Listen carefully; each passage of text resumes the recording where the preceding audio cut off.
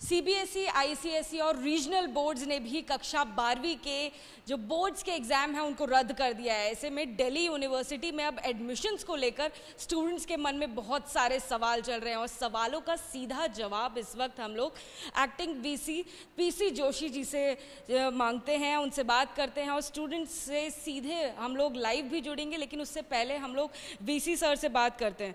Sir, क्योंकि board exams जो हैं वो रद्द हो गए हैं, तो ऐसे में स्टूडेंट्स के मन में सबसे पहले यही सवाल है कि अब दिल्ली यूनिवर्सिटी में क्राइटेरिया कैसे तय होगा, कैसे आप क्या एंट्रेंस किया जाएगा, सभी कोर्सेज में किया जाएगा, क्या होगा सर? देखिए, जो एंट्रेंस है इस वर्ष ऑल इंडिया एंट्रेंस होना था सीयू सेट, लेकिन उसका फैसला दिल्ली यूनिवर्सिटी नहीं लेगी। वो फैसला भारत सरकार को लेना है, मिनिस्ट्री ऑफ एजुकेशन को लेना है। यदि ministry of education CUET करती है तो दिल्ली यूनिवर्सिटी उसको सहर्ष स्वीकार करेगी और हम अपनी मेरिट सीयू सेट के अनुसार भी बना सकते हैं। लेकिन यदि किसी कारणवश, कोविड की सिचुएशन कारणवश सीयू सेट नहीं हो पाता है, तो हम जो बोर्ड हमें मेरिट जो मार्क्स देंगे उनको हम दिल्ली यूनिवर्सिटी उनका आदर करेगी और उनके अनुसार, उनके आधार पर हम मेरिट लिस्ट निर्धारित करेंगे। मैं अपने मेधावी छात्रों को जो दिल्ली विश्वविद्यालय में आने के इच्छुक हैं उनको कह देना चाहता हूँ कि दिल्ली विश्वविद्यालय विगत वर्षों की भांति मेरिट के आधार पर ही छात्र छात्राओं को यहाँ पर प्रवेश देगा। सर, इस वक्त क्योंकि दिल्ली यूनिवर्सिटी की बात करें तो करीब 1 साल से दिल्ली यूनिवर्सिटी में ओबीई यानी कि ऑनलाइन ओपन बुक एग्ज़ाम्स जो हैं वो चल रहे हैं। ऐसे में जब एंट्रेंस होगा, क्योंकि 12वीं के जो परीक्षाएं हैं वो इसीलिए रद्द की गई हैं क्योंकि सेफ़ नहीं है, ऐसे में जो स्टूडेंट्स हैं उनको कहीं सेंटर पर नहीं बुलाया जा सकता, ये भी एक सवाल है। तो जब ओबीई घर से चल रहा है तो एंट्रेंस भी क्या पॉसिबिलिटी है कि घर से होगा? नहीं, देखिए, दिल्ली यूनिवर्सिटी इस बार कोई एंट्रेंस अपना विशेष नहीं करेगा। एंट्रेंस दिल्ली यूनिवर्सिटी वैसे भी जो कराती है वो एनटीए करती है, नेशनल टेस्टिंग एजेंसी, और वो सब देख करके इसको देख करके किया जाता है कि क्या हमारी जो परिस्थितियां हैं वो इसके अनुकूल हैं या नहीं है। इस बार परिस्थितियाँ बड़ी विषम परिस्थितियाँ हैं, तो मैं नहीं जानता कि क्या वो अनुकूल हो पाएगा या नहीं हो पाएगा। लेकिन मैं ये कहना चाहता हूँ कि जहाँ तक बात आ रही है कि ये छात्रों को एडमिशन हम देंगे, हम मेरिट के आधार पर देंगे और उनके जो बोर्ड के होंगे एग्ज़ाम। रही बात एडमिशन्स की, एडमिशन्स हम बिल्कुल कॉन्टैक्टलेस करने वाले हैं। छात्र अपने घर में बैठ करके आराम से एडमिशन ले सकते हैं। लेकिन सर, उसमें फेयर कैसे होगा, उसमें इम्पार्शियलिटी कैसे होगी, ये यूनिवर्सिटी कैसे सुनिश्चित कर पाएगी? बड़ा मुश्किल है आप लोगों के लिए। पिछले साल जैसे कि हमारे स्पोर्ट्स के और एक्स्ट्रा करिकुलर एक्टिविटी के एडमिशन्स हुए थे, बहुत इम्पार्शियल हुए थे, बिल्कुल फेयर हुए थे, सर्टिफिकेट के आधार पे हुए थे, उनकी फॉरेंसिक जांच हमने करी थी और किसी प्रकार का कोई 1-2 बार ऑब्जेक्शन जो कोर्ट में आए उनको भी कोर्ट ने निरस्त कर दिया। तो मैं समझता हूँ दिल्ली वाले ने काफ़ी फेयर एडमिशन्स लास्ट ईयर किए हैं।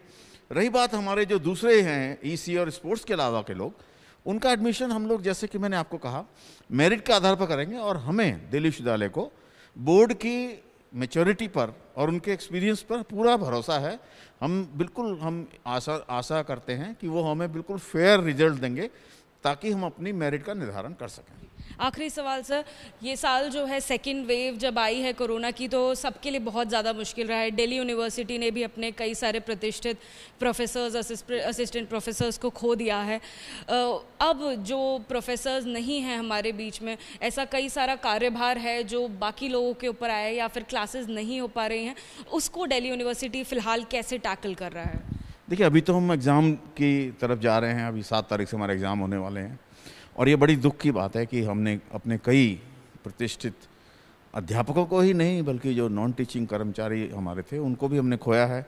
और वो सब ये जो निष्ठुर कोविड-19 की दूसरी वेव जो है उसके कारण हमने उनको खोया है और ये बड़े दुख की बात है और बहुत बड़ी हानि है दिल्ली विश्वविद्यालय की। आज हम 11:30 बजे उन सबकी याद में गांधी भवन में एक शोक सभा भी कर रहे हैं ताकि उनकी आत्मा को शांति मिल सके। रही बात अब उनके स्थान पर क्या होगा, तो दिल्ली विश्वविद्यालय के अपने मैकेनिज़म्स हैं, क्योंकि अभी तो हमारे पास टीचिंग का इतना लोड नहीं है, लेकिन जैसे नियमानुसार कार्रवाई करके हम क्षतिपूर्ति कर लेंगे। आखिरी सवाल सर, सेशन की शुरुआत कब तक हो सकती है, कब तक एक्सपेक्टेड है? ये क्योंकि इस बार कोई एग्ज़ाम नहीं हो रहे हैं, तो यदि एग्ज़ाम नहीं होते हैं और यदि किसी कारणवश सीयू सेट भी नहीं हो सकता है तो हमारी ये योजना है कि हम अपना रजिस्ट्रेशन मिड जुलाई से 15 जुलाई के आसपास शुरू कर सकें। लेकिन इसका अंतिम फैसला हमारी जो स्टैंडिंग कमेटी और एडमिशन कमेटी है वो लेगी। शुक्रिया एबीपी न्यूज़ से बात करने के लिए सर।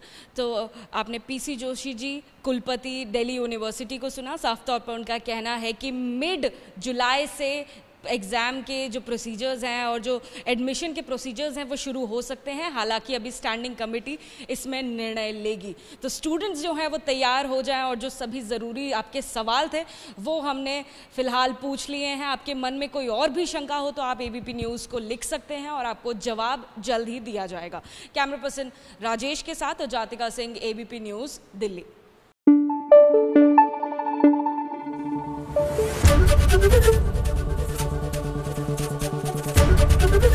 एबीपी न्यूज़ आपको रखे आगे।